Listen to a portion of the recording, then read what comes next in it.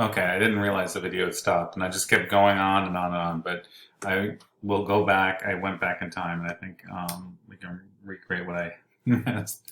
So anyway, I have got my. I went back to my slice two. I got my selection going again, and now I am going to a couple different ways. I'm just going to erase this back half of the rhino. So right now, if I went to the eraser tool and I've got my active selection, what it's going to do is going to erase everything but that back half because it's going to erase the interior there, which I don't want.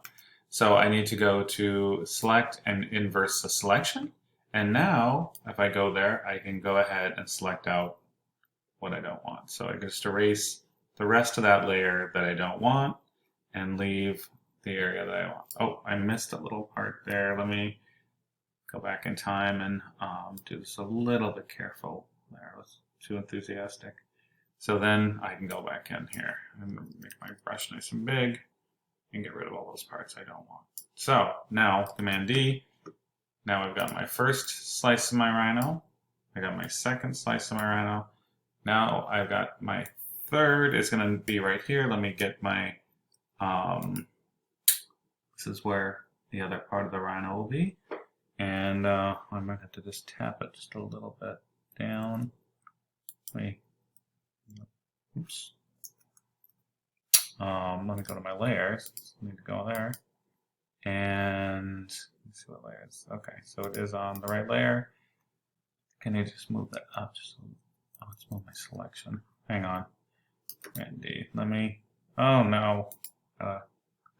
Spot there. Do want to move this up.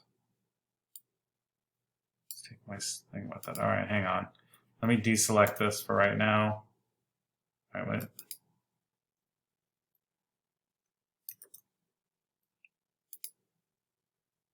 All right, you know what? I think that's about the best I can get right now.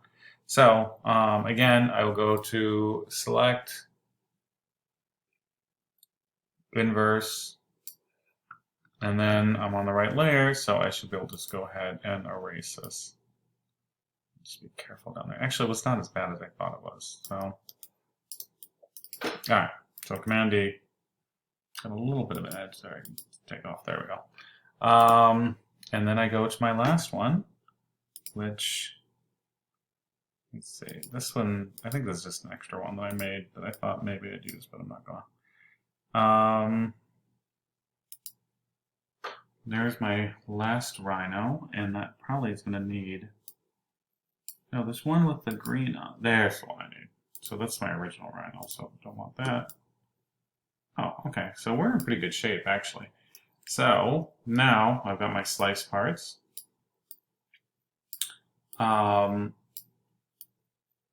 This probably should be the last rhino, so I'll just move that down to put them in order. So that lines up, that one lines up, that one lines up. Okay. And you can make them all different ways if you want to. You can, if I wanted to, I could start to have them look like they're going in all different directions. That could be kind of cool.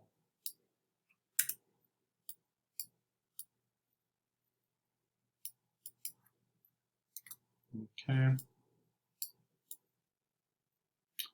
All right. Now, depends on how you want to do this. Maybe I'll make that one up like that. All right. Now, we do need to make some shadows on some of this stuff. So that's going to involve using our paths again. So this was just an extra rhino I can throw out. I just made some extra ones because I was a little bit worried that I might want to do some other stuff, but I didn't end up doing it. So I'll just get rid of this rhino too. Okay. So when you're doing this, it is sometimes a good idea to make extra parts because if you decide later you want to do them again, it can be really kind of a pain to go back and try to make them. All right, so how do we make some shadows here? We're going to use our paths again. So go to my path, make an active selection, go back to the layer. Let's make a blank layer. Then we drop in the solid color, but this time we'll go with the black. It's already on black. That's perfect.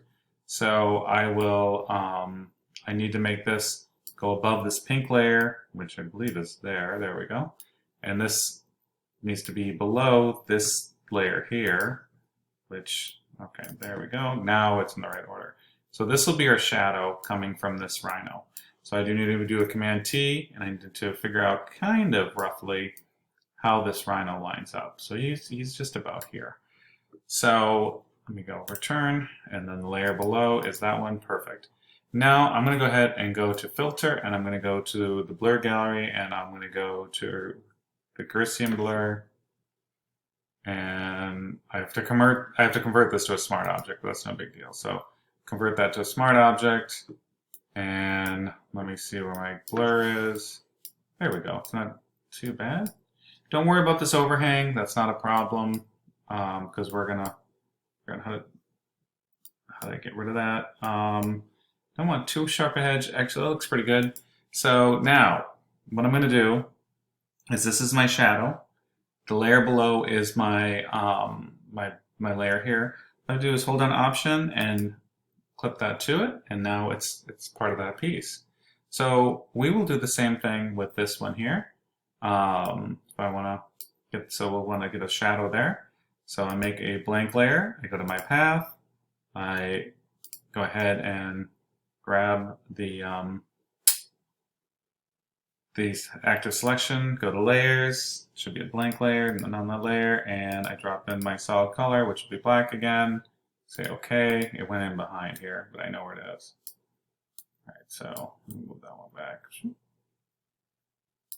And then this one, Command T it, and transform it to where we need it to go. It's going to fall. So this area here would need to be under shadow a little bit. So I go ahead and put it there. I'm going to go ahead and do my Gaussian blur, which is going to rasterize my layer, and Gaussian blur, convert to smart object, and say OK.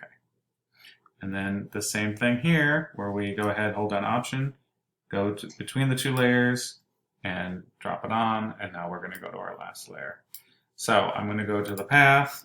I'm going to go ahead and make that new one. I will go back to make a blank layer. I will do the solid color, which will be the black again.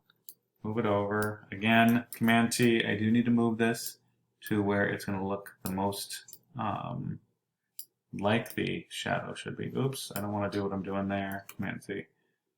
Just hit that part by accident. That's actually pretty good. Let me go ahead and hit return. Go to my filter, go to my blur, go to my Gaussian blur, which is usually the favorite blur of everyone, and drop it on.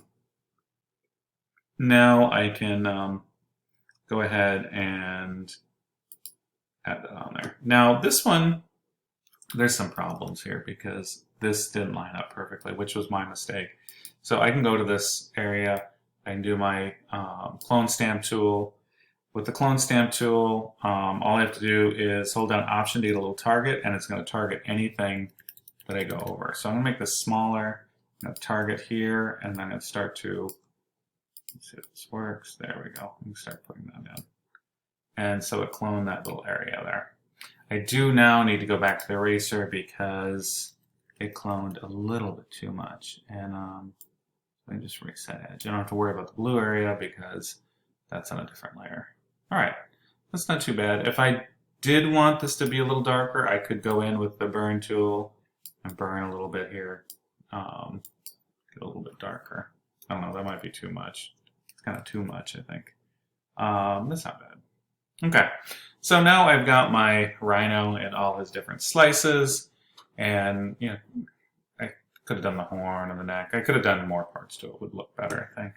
All right, so they're all there. They're all on different layers. Let's go ahead and let's make a new layer, blank layer. Oops, somehow I managed to add that in. I don't want that. All right, do a, I'll go up here and I'll make a blank layer, and then I will drag it to the bottom. Keeps getting stuck on that layer. Hang on. There we go, blank layer. Now I'm going to go ahead and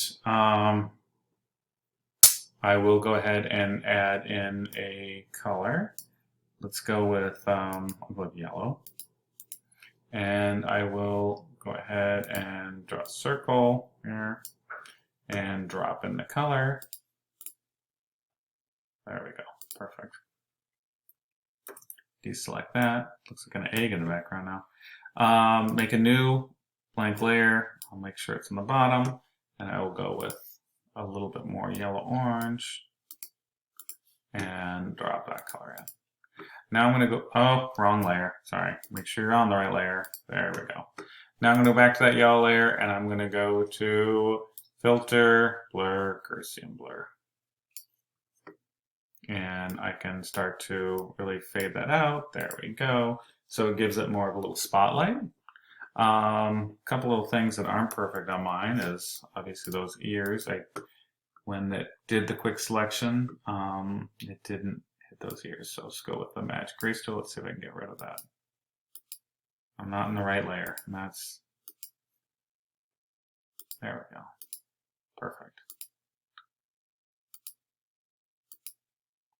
I don't like that part right there in the front. I might just go in and just erase that, because I don't like seeing that white. There we go. All right. Now, uh-oh, what happened to my... I changed the color of that by accident when I wasn't looking. All right, let me go back and change that.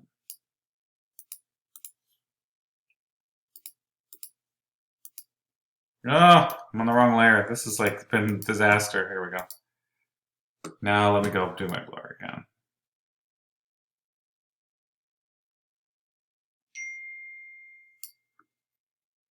There we go. Perfect.